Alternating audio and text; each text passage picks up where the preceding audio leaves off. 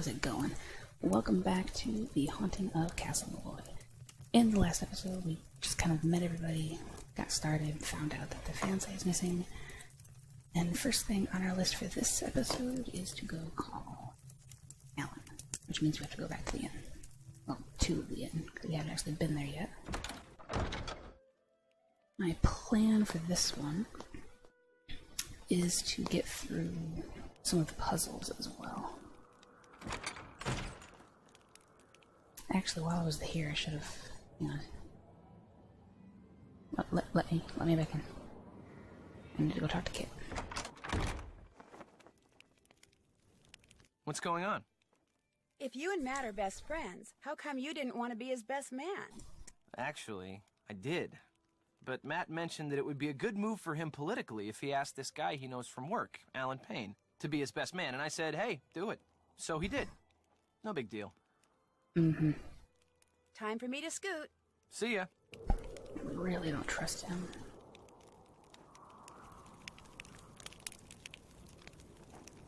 I really wish that I could take that photo with me, but okay. Okay. Now we're gonna go to the inn.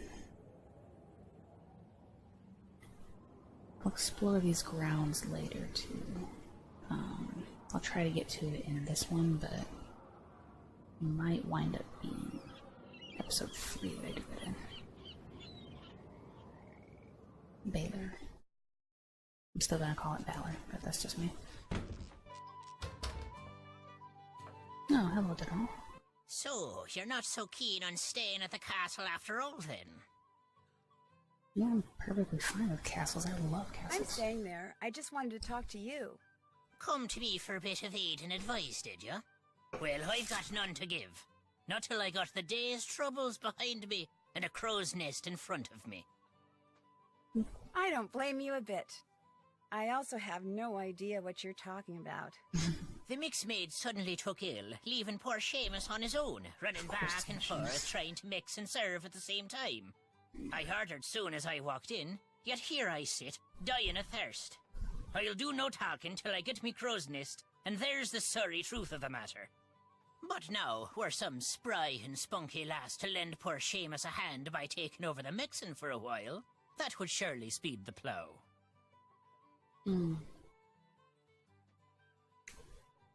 Okay. Sounds good to me. I'll see to it you get your crow's whatever, Crow's nest. ASAP. It's very simple drink. Gonna play mixmaid for a while, are ya? Well, here's what you're to do. I'll take the orders and put the tickets up here. Each ticket will have no more than 2 drinks on it. And to save time, I draw little pictures instead of writing out their names. The mixing book will tell you which little picture stands for what drink. It'll also tell you what's in each drink and how to make each drink. Now, to pour something, put the silver mixing glass under either the juice tap or the beer tap. Then, press whatever button the mixing book tells you to press. The book will also tell you how many times to press it. If the drink needs blending, you'll see a picture of a blender at the top of the column in the book.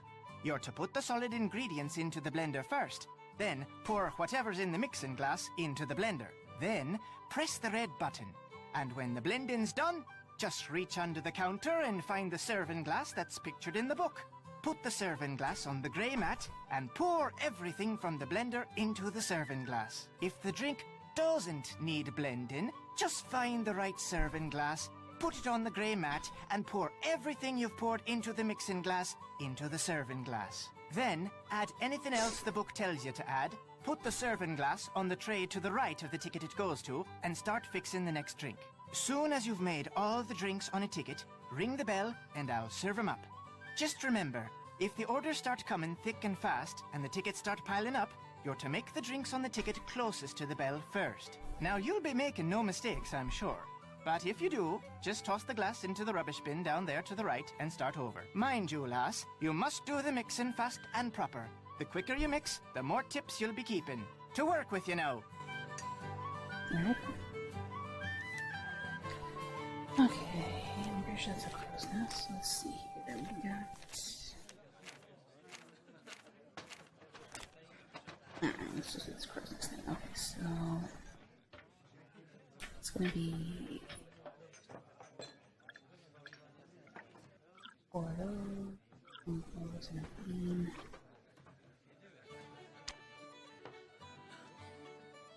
Oh wait, those go on top. Those go on top. Wasn't one of these things, right? Nope. These.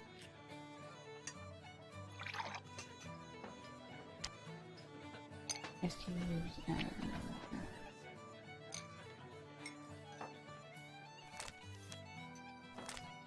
Okay.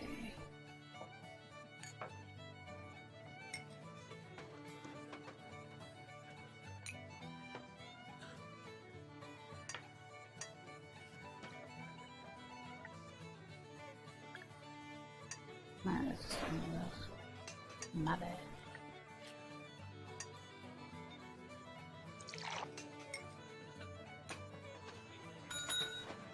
Okay, cool.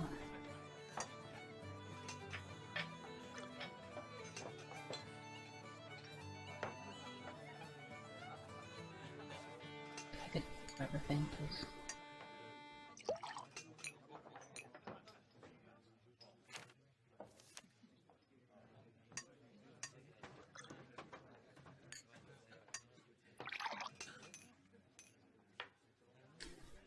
Back to the crow's nest again.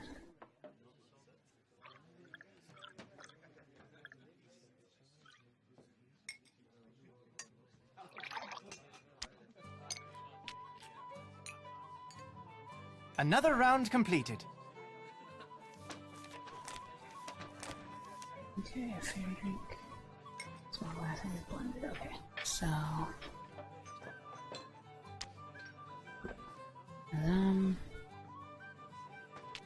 strawberry. Oh, no, 2 of them. Okay. Juicy. And then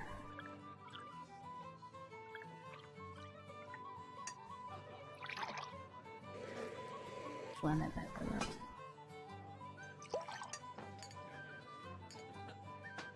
You do fine work, miss. All done and dusted, are ya? Thank you, miss. Take what's in the tip jar, and the next time you help out, you can keep the tips then as well. You make a mean crow's nest, girl. Well done. Now, I'm to tell you what happened to the Sassenach, am I? I'm sorry, happened to the what? The Sassenach. The Englishman. The one Kyler was supposed to be marrying. Well, what happened to him is this. The she took him. The good people whisked him straight off to their world, they did. By the good people, you mean fairies? You'll not be hearing me call him that. All of us have a name we prefer, and with them, the good people it is. So that's what I call him, and you'd be wise to do the same. Just what are these good people going to do with him? Whatever they please. He's in their world now, and he'll not be coming back. That's as much of the truth as we'll ever know. 'Tis not the first time the good people have seen fit to meddle in the affairs of Castle Malloy. Caused the explosion they did. The one that destroyed half the castle? Brendan, his wife, Caitlin, used to own this place, she did. Aye, and their little girl, Fiona. All 3 were lost to the world forever when the place blew. But the blame lay not with Malloy. It was the good people. They'd taken a shine to Fiona, is why, and they knew that little girls, no matter how much they're adored by wee folk or mortals, sooner or later, all little girls grow up and grow old. The good people couldn't bear to see this happen to their beloved Fiona, so they made full sure it never did. Sounds to me like the good people are actually just the opposite. They have their ways, and we have ours, is all. That's just the way of things. Got plans for you, they do. The fairies? The good people?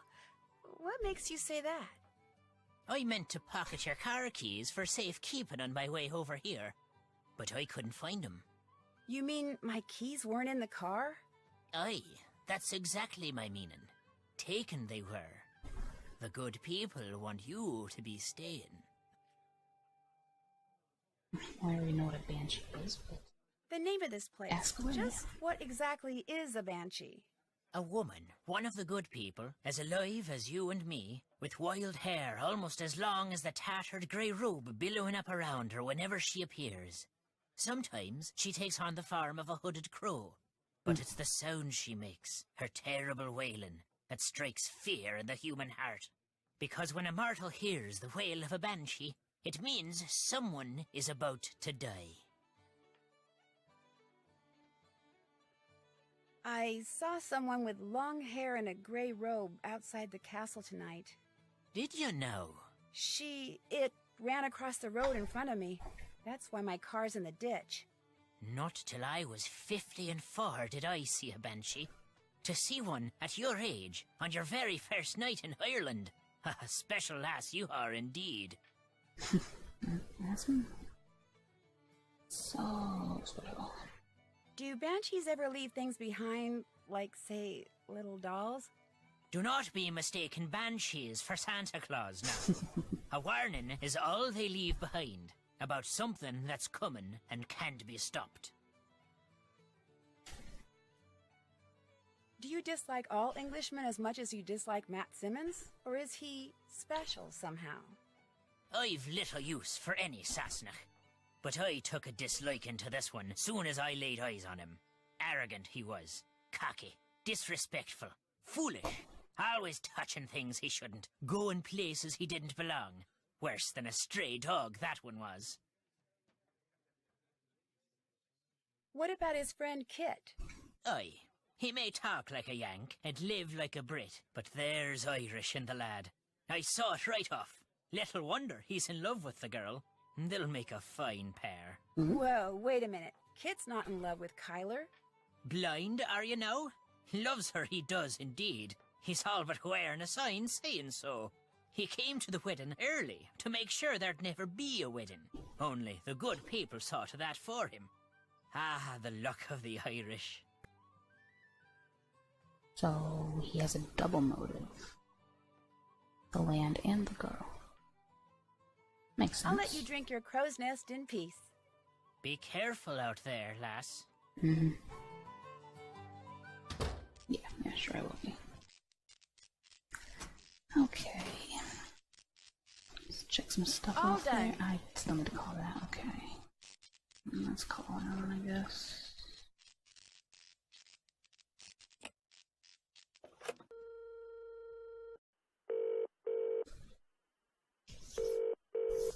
Hello? Yes, hi. My name is Nancy Drew. I'm calling from Castle Malloy. I'm Kyler Mallory's maid of honor. Yes, I remember that name. Has Matthew finally put an end to that ridiculous prank of his? No, I'm afraid he's still at it. But if you have a second, could I ask you some questions? It should be a minute or two before my ride gets here. What's on your mind? Did you see or hear anything strange while you were at Castle Malloy? If you mean, did I get the impression that the castle was haunted or enchanted or anything like that? No. Frankly, I was too distracted by the strange human goings-on to pay much attention to anything else. What do you mean? I mean, for three people who purport to be friends, it seemed to me they did an inordinate amount of fighting. For instance, the evening before Matt disappeared, he and Kit had a terrible row. I couldn't make out exactly what was being said, but they both sounded very angry. Furious, I dare say. In fact, the next time I saw Kit, he was sporting a black eye. And the next morning, Matt and Kyler had a go at each other. Nothing physical, mind you, and once again, I couldn't make out what was said, but I promise you, they were quite put out with each other. I was more than happy to bid the lot of them farewell, though I imagine I'll be returning to the castle before too long. Matt is bound to find his prank as tedious as everyone else does eventually. I must be off. Nancy, it was a pleasure venting to you. Hopefully before too long we shall meet in person. Cheers. Indeed. Alright. Call Ned, let him know I'm okay. Hello? Yes. Hi, Ned, it's me. Hey, Nancy. How come you're not calling from your cell phone? Well, let's just say you were right about driving and using my cell phone. Sort of. You were in a car accident? Yeah, but you heard me hang up, so I wasn't really talking on the phone. I just had it in my hand. Even though I did wind up in a ditch. I'm fine, but the rental car and my cell phone are pretty much history. You drove into a ditch? Something that kind of looked like a woman and kind of didn't ran across the road right in front of me. I had to swerve to miss her, or it, or whatever. What do you mean it kinda looked like a woman? It had all this long, wild hair, and it was wearing something flowing, like a dress or a robe. But its face, it just didn't look human. Do you know what a banshee is? You think you saw a banshee? If I were Mr. Delaney, the castle's Irish caretaker, I'd think so, yeah. A banshee. As in the creature that supposedly wails before someone dies. Right. Well, technically it's a fairy, not a creature. Here we go again. You're in Ireland not 2 hours, and what happens? A mystery falls into my lap. A harmless mystery. Don't worry, Ned. You're I'm fine. Right. Did I mention that Matt Simmons, the guy Kyler came here to marry, is missing? The groom is missing? She thinks he's just playing a practical joke. Wait a minute. You and Kyler are there by yourselves? No, Matt's best friend is here too. So's the caretaker, Mr. Delaney. This guy Matt thinks disappearing less than a week before his wedding is funny? I'm no expert on marriage or anything, but I don't think that's a good sign. I mean, it could be fun. Depending. I found Matt's broken glasses in the fireplace of the room he was staying in. What would somebody's glasses be doing in a fireplace?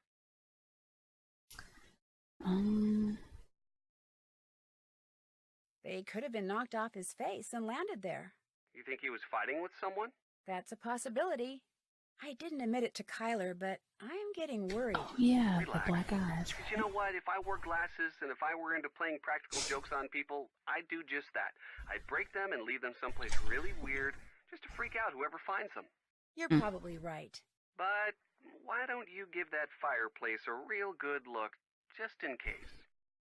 Yeah, I'll get That's to it for now. It was great talking to you. Just what I was going to say. Bye. Let's give Bess a call, I guess. Just to check in. May as well. Hello? This is a sales call. No, Bess, it's me, Nancy. I'm calling from a phone in Ireland. Nancy, hi! George, get over here. It's Nancy. Hi, Nan. You'd better be having a great time there because you are missing an incredible time here. The Dunhills throw the best parties. You should see all the awesome pool toys they've got. And everywhere you look, some cute guy in swim trunks is standing over a barbecue grilling something. I'm in heaven. Sounds fabulous. Be sure to wish Kathy and Carrie a happy birthday for me. You know, one person I haven't seen is Ned. Yeah, me neither. He's there somewhere. I talked to him earlier. So, what's going on with you? Just as I got to the castle, something that may or may not have been a banshee ran across the road in front of me and made me drive into a ditch. You saw a banshee? That's bad luck, isn't it? Not if you see a banshee. If you hear one, it means someone's going to die. Wait a minute. Why was it running? Can't banshees fly? Bess, what I saw just looked like a banshee. I'm sure it really wasn't a banshee, although it did just kind of vanish. And when I talked to Kyler, I found out that her husband-to-be has vanished.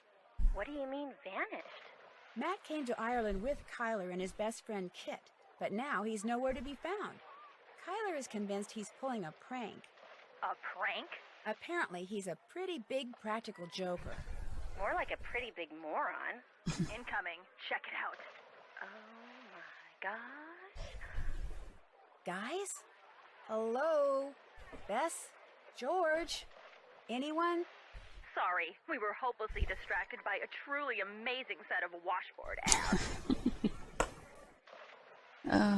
That's completely understandable. Oh my god.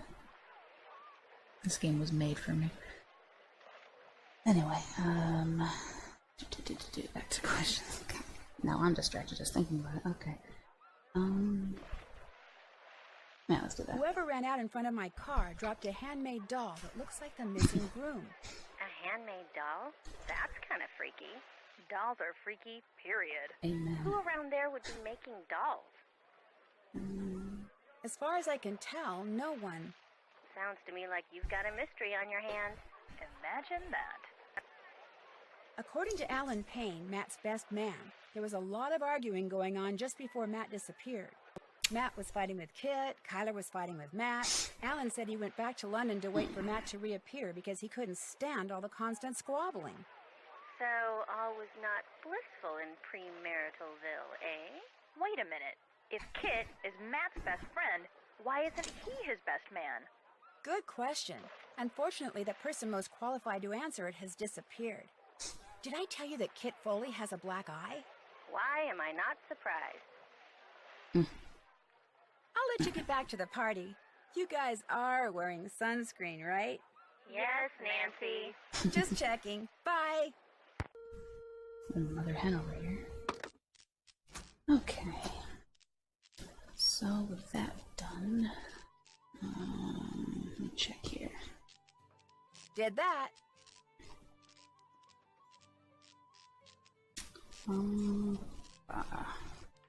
Can't do that yet. Need one more of those. Gemstones. Where am I gonna find them? The frick was that?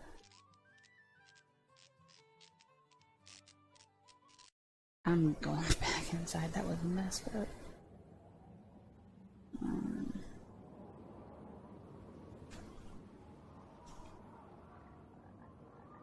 Oh, excuse me, can I not run into things, please? Thank you. Now, I'll probably explore the grounds in the next episode. For now, I just want to get through some things. So, you tell me about the fight. How's it going? Alan Payne told me he overheard you and Matt arguing the day before Matt disappeared. And pretty much right before you walked into that door. What were you doing talking to Alan Payne? I thought he might know something that could help us find Matt. I told you, Matt bailed. He doesn't want to be found. Look, like I said, Alan Payne doesn't really know Matt or me that well, okay? The fact is, he misunderstood what he heard.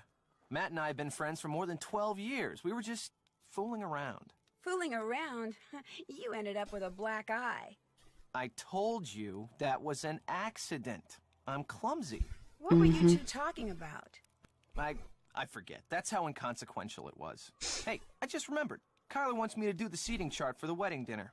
Like I said, I can't bring myself to tell her there's not going to be a wedding. Anyway, I need to get to work on it, so you're gonna have to excuse me. Of course, you could always give it a shot. You just have to figure out where each guest should sit by taking into account their needs and preferences. What do you say? Man, I got enough stuff to do, but I know I'm gonna have to do this eventually, so... Sure. I can do that. Excellent. Just fill it out and bring it back to me when you think you've got everyone sitting in the right place. Ugh, it's one of these. Because unless and until it gets done, afraid I'm gonna be pretty much incommunicado. Jerk. Alright,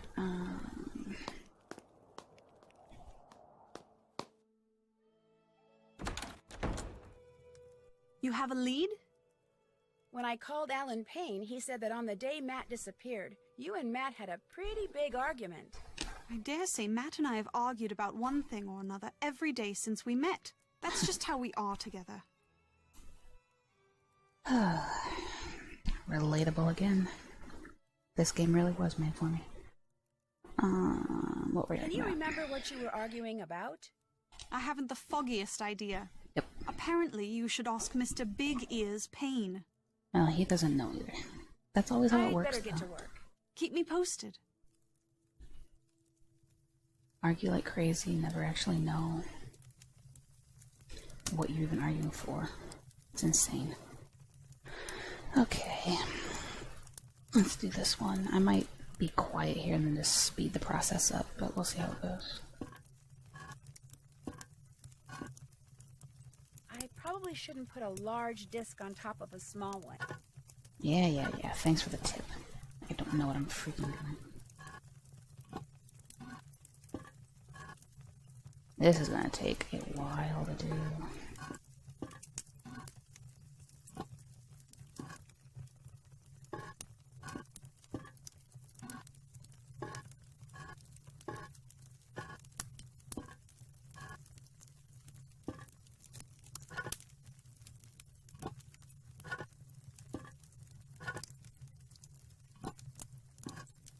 Okay, one step at a time.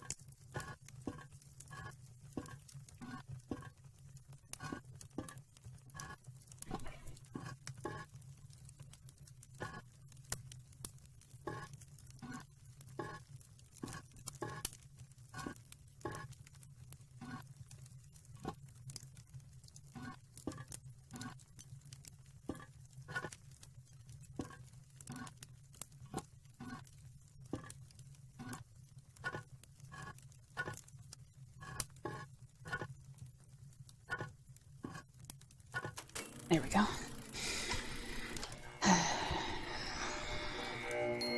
That didn't take that long, I guess. This'll come in handy. Yes, it will. Okay, so... binary code... Let me... Oh, God, okay. I need paper. Again. It's too late for this thing. Okay.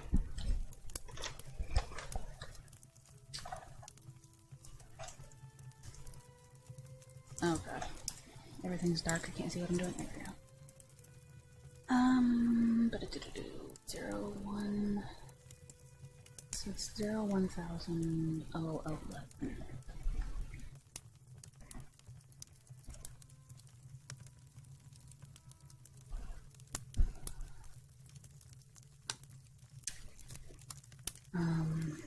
Which means...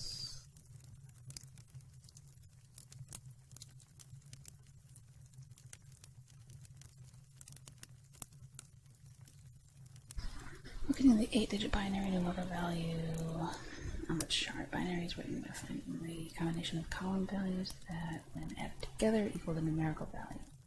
Each 1 or 0 represents a single column. Writing 1 if value is used and 0 if it is not. Okay. Okay, so that makes sense. So that means that we would do 64.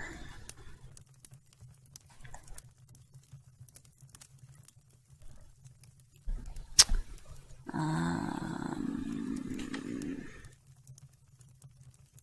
64, 2, and 1. Right, so that would be 67. Which would be a C. Was C a thing?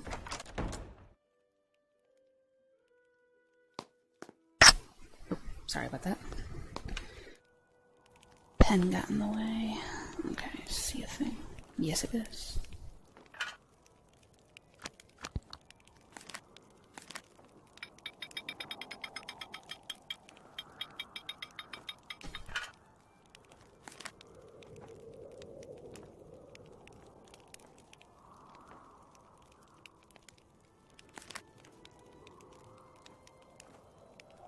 Guess I just leave that there till I'm done with it anyway.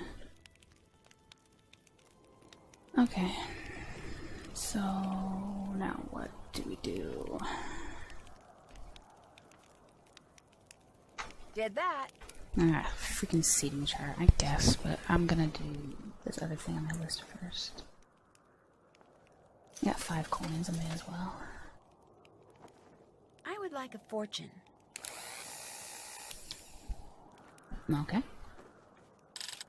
And put my pen back. Oh. Cool. What kind of gumbo is gumbo food?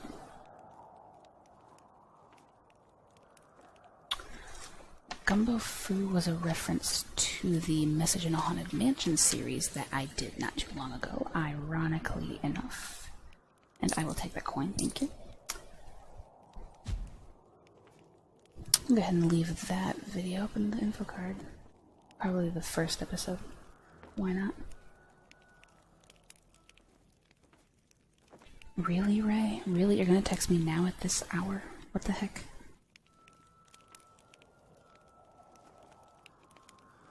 You're supposed to be getting ready for work. What are you doing texting me? Memes, of all things. Ugh. Whatever, I'll freaking check you later. Okay, so I'm gonna, again, camp out here by the fire. And I will do the seating arrangement in the next one because I do not feel like doing it tonight. It is getting too late for this thing, so... I thank y'all for watching. Sorry this episode was kind of meh, but at least we're kind of moving things steadily along. I'll take care of the seating chart, figure out more of the binary code, see what's up with that scale. And what was the next one I have to do? Oh yeah, I've got to go explore the grounds, which is going to be freaky as heck. Because it's dark. and probably haunted. But fun. So go ahead and check out the info card, check out the links in the description for more Mystery Mondays, and I will catch you in the next one.